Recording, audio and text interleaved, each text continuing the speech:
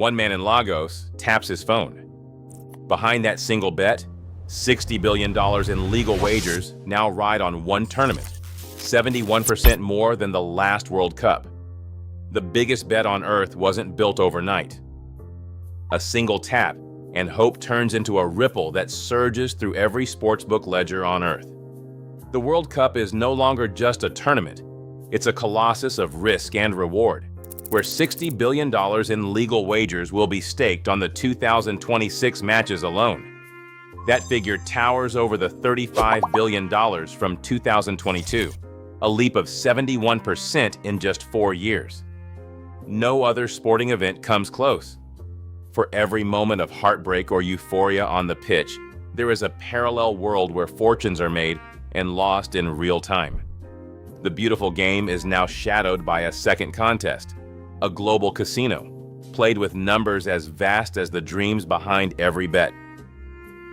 In 1961, the United Kingdom pulled football betting out of the shadows and into the open. Betting shops, once illegal dens, became legal storefronts overnight. By the end of that decade, thousands lined British high streets, smoke thick in the air, slips passed across counters, fortunes dreamed and lost in the space of 90 minutes.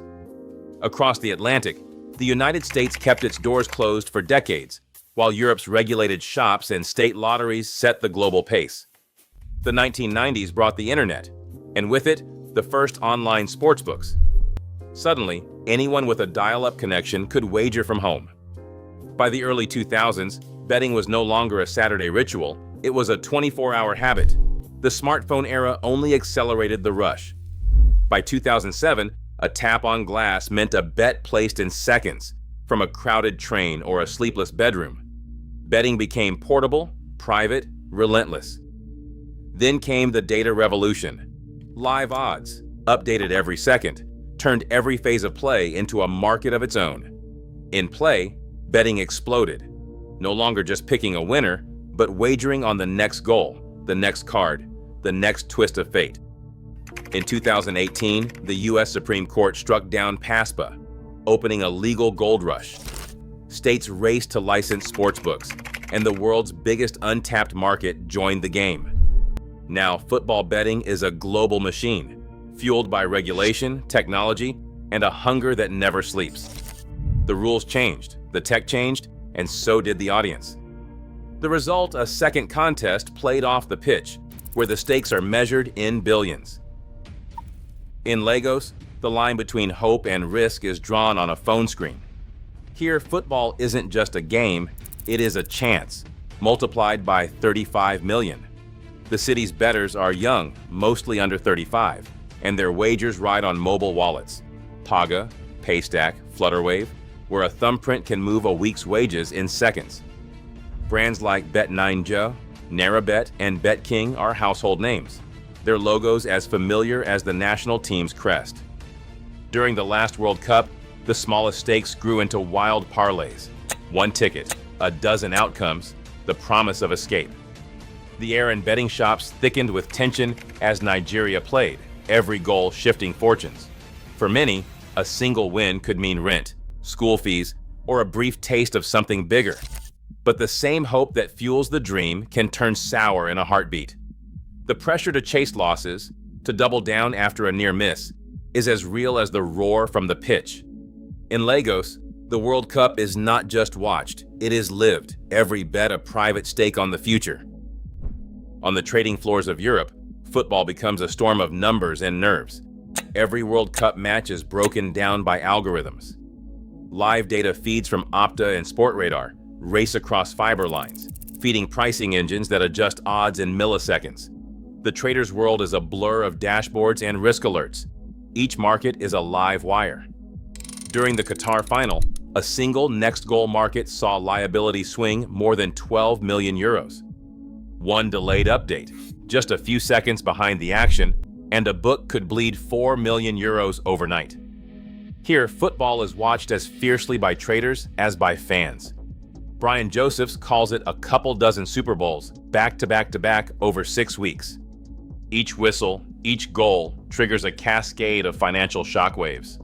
The game on grass is mirrored by a second game, a relentless market, where the beautiful game is measured in risk, speed, and staggering sums. Behind the clean lines of the world's biggest betting event, a shadow network moves billions in silence. Syndicates in Hong Kong, Macau, the Philippines, and Cambodia operate through offshore licenses, with shell companies in the British Virgin Islands and remote registrations from Curaçao or the Isle of Man masking true control.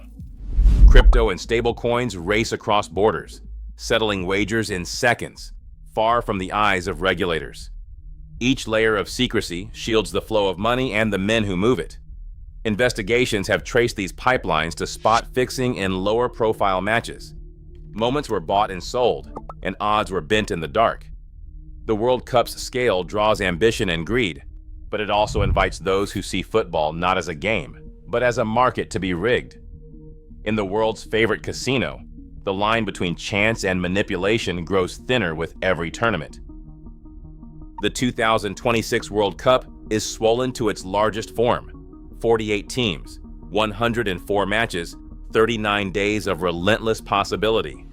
Every expansion of the schedule is a new window, a new market, a fresh round of wagers.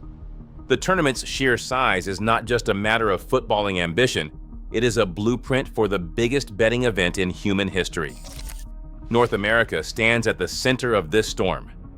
For the first time, the United States, Canada, and Mexico host together, and their legal betting markets are primed for a surge that will ripple across the globe.